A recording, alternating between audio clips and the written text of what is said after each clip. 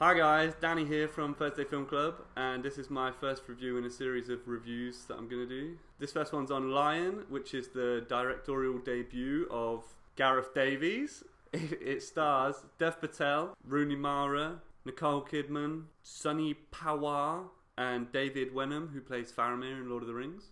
The story revolves around a young Indian boy named Saru, who lives in sort of suburban India with his mum, his brother and his little sister, and through a course of events he ends up getting lost in India on a train, stuck on a train, and he's lost in a big city, he can't find his way home, and the first sort of segment of this film revolves around him just trying to find his way home and trying to sort of fight against struggles of being stranded in India. So he's fighting against hunger and starvation and being kidnapped by some random people and stuff.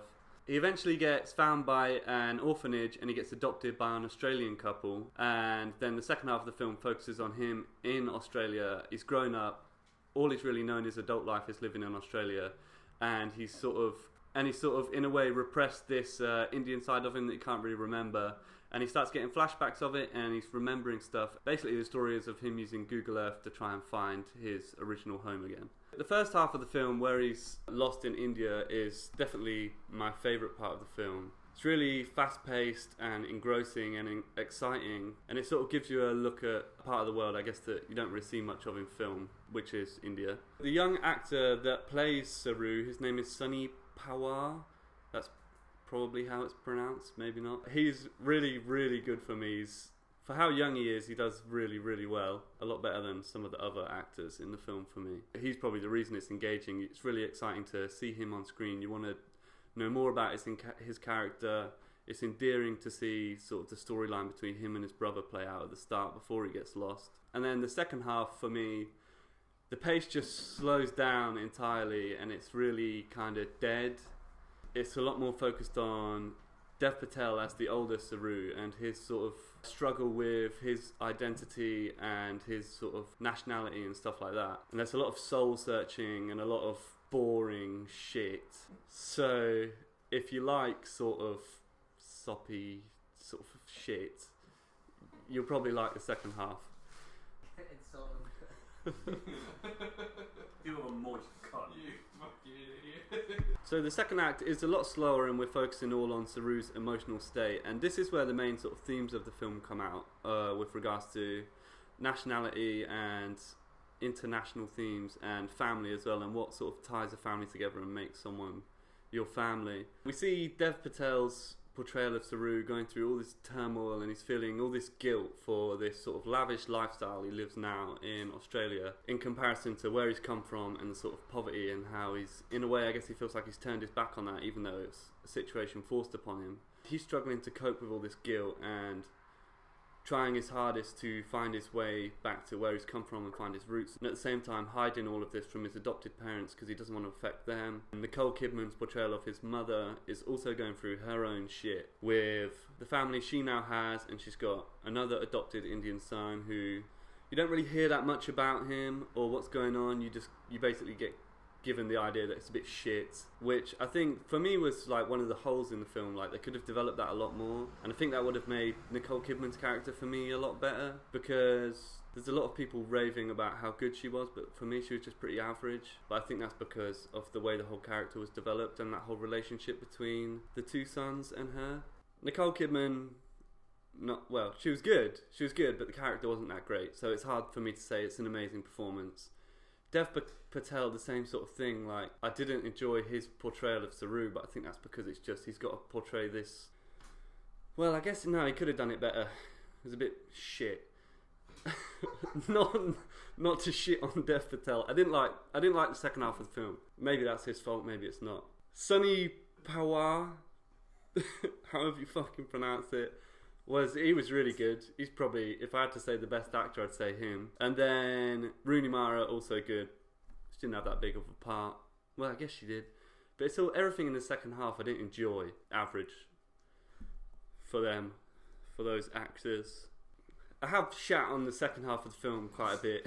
But there are good bits to it. Like, it's heartwarming. If you're after that sort of emotional story with a ooh at the end, this is that sort of film. You know, like soppy, sort of like Not just because it's also Indian, but Life of Pi, it's got that sort of emotional, like, going on. So if you like that, you'll probably like this. Overly sentimental? No, it's not overly sentimental. Kind of, without spoiling it, the end is a bit, you expect a bit more actually, and it's a bit like, that's what I expected, I just thought it would be better. Another thing to talk about, the cinematography in this film, which is another thing everyone's been really raving about. Again, for me, I really wanted to watch the film a second time to try and pick up more on this sort of stuff, but I never got a chance. So maybe this is me chatting shit. But the first time of watching it, it didn't stand out that much. There wasn't any amazing cinematography for me compared to other films I've watched recently, like Arrival was one that I thought had really good cinematography, so I don't know. Maybe if I watched it again, I'd change my mind, but... And then... the main criticism I have with the film is the second half, obviously. It slows down so much, and then I think it's got that issue with a film it's a true life story, so they're trying to put in all these elements that are true to life, like the relationship with the mum and the brother, or the relationship with Saru and Rooney Mara's character. But it kind of feels like it's just there for the sake of it, and they don't actually develop it at all. And I think in a way that retracts from the rest of the story and makes it all a bit shit and very slow. It's nominated for a couple of Oscars. Best Film, Cinematography, Best Supporting Actress, Best Supporting Actor. I don't think it's worthy of any Oscars, really. Definitely not Best Film. I read a comment that someone said it was easily the best film that's come out this year, and that's shit. It's not.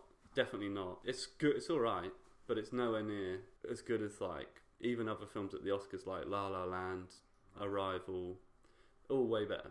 Yeah, I'll wrap it up. I didn't like it that much. Don't know why I've chosen to review this film that's not that good. Overall, for me, the first half is really good. Sonny Pawar is really good in it. For a young actor of his age, I don't know how old he is, probably like 8 or 10. But he's really, really good in it. And then the second half just slows down. And that's where I've got a lot of problems with it. If it was on the first half alone, I'd probably give it about like high 7.7 out of 10. But overall... probably more like a 6.8. So yeah, there's my rating. And watch our podcast on this channel every Thursday. There's an Oscar one. So if you want to hear more about me shitting on Lion and what I think will do better, listen to that. Click here, possibly for that or for something different maybe. Click here to subscribe. Click in this space for good stuff. And bye. Summer,